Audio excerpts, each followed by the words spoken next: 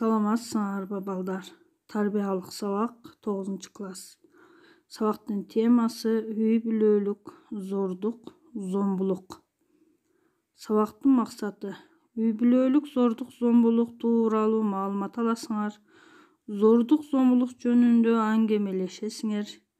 Келечекте зордук, зомбулуксуз үй бүлө курууга тарбияланасыңар. Анда эмесе кыскача маалыматка көңүл бургула.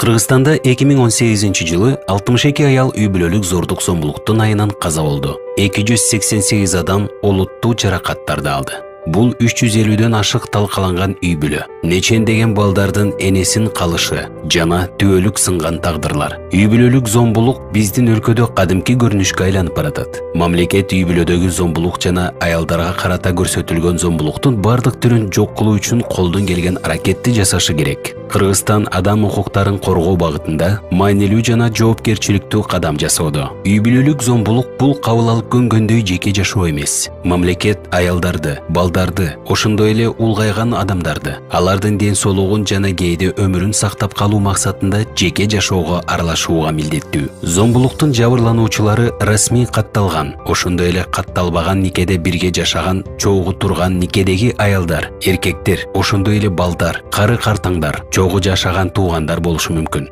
Жоруктар жөнүндө кодексте жана жазык кодексинде үй бүлөлүк зомбулукка жаза колдонулат. Айрым учурда үй бүлөлүк зомбулук үчүн кылмыш жоопкерчилигине тартылышы мүмкүн. 2018 жылы милицияга түшкөн чалуулардын ар бир 6-сы үйдөгү же үй бүлөлүк зомбулук фактысы боюнча болгон. Бул 30 000ден ашык чалуу. Канчалаган аялдар жана балдар эмне болуп атканы тууралуу үн катышпай отурушат. Зомбулук тууралуу үй бүлөнүн мүчөсү, ошондой эле үй бүлөлүк зомбулукка күбө болгон жашы жете элек жаран кабарлай алат. Үй бүлөлүк зомбулуктун натыйжасында жабырлануучунун саламаттыгына атайлап оор залал келтирген учурда же жеңил залал же кыйноо учурунда айыпталуучу жазык кодексине ылайык кылмыш жоопкерчилигине тартылат. Мамлекет үй бүлөлүк зомбулуктан жана ар кандай кырдаалда адам укуктарын коргоо үчүн мындан ары да мыйзамдарды реформалоо жолунда болушу керек. Жардам алуу үчүн сиз милицияга, ошондой эле кризистик борборлорго кайрыла аласыз. Үй бүлөлүк зомбулуктан жабыркагандарга жардам көрсөткөн борборлору.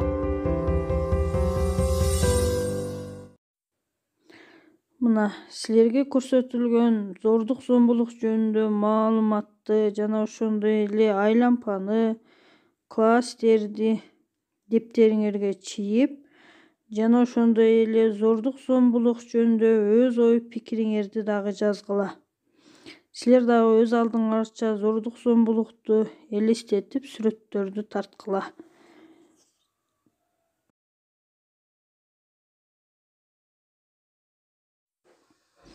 Сүрөт тартуу, кластер, сиңип бейин түзүү, үйгө тапшырма. Көңүл бурганыңарга чоң рахмат.